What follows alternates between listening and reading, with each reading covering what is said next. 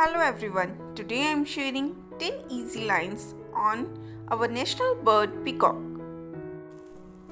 Peacock is a very beautiful bird that is found in very few countries like India, Myanmar, Sri Lanka and the Indonesian island of Java.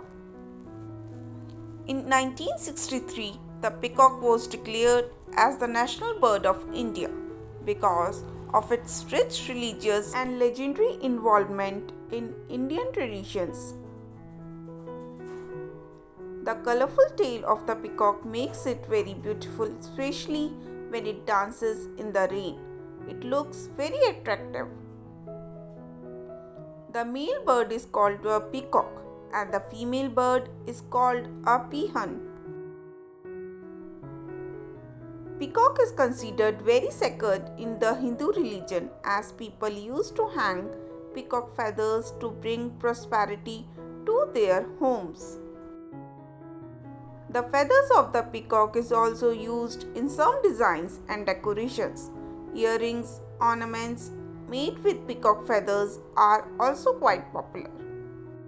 Peacocks are said to be shy in nature. They avoid people and try to hide in bushes and in other places from the people who are looking at them.